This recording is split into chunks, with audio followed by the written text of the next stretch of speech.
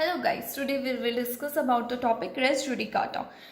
तो सबसे पहले हम बात करते हैं what is res judicata. Res judicata is defined under section 11 of CPC. तो रेस जुडिकाटा में ये कहा गया है बेसिकली कि जो आपका मैटर इन इशू है फॉर्मर सूट में, यानी कि जो आपका प्रीवियस सूट है, तो उसी आप मैटर इन इशू पर सब्सिक्वेंट सूट नहीं ला सकते। मतलब कि अगर आपको लाना है तो आपका इशू दूसरा होना चाहिए और वो इशू आपका सब्सटेंशियली और डायरेक्टली पहले वाले मैटर इन इशू से कनेक्ट नहीं होना चाहिए। वो मतलब कि एक जैसे नहीं होना चाहिए। तो फिर अगर आप ऐसा करते हो कि सेम इशू पे फर्दर सूट फाइल करते हो तो वो आपका रेस जुडिकाटा के प्रिंसिपल से हिट हो जाएगा और फिर आपका वो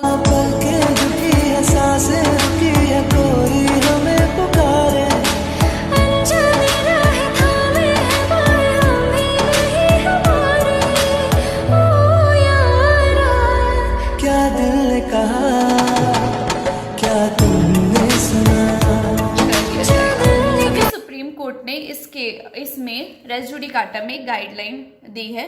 उसमें इस केस में दी है उन्होंने Prem Kishore and others versus Prakash and others.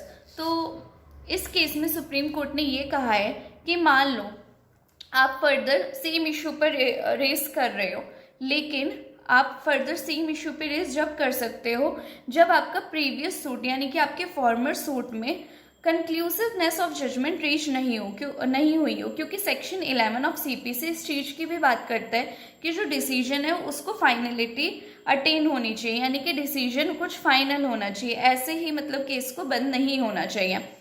तो अगर आपका जो मतलब फॉर्मर सूट में ऐसे ही केस को बंद कर दिया गया है, ऐसे ही डिसमिस, ऐसे ही मतलब उसकी कोई फाइनलिटी अटेन नहीं हुई है, तो आप सब्सिक्वेंट सूट डाल सकते हो ऑन द सेम इशू।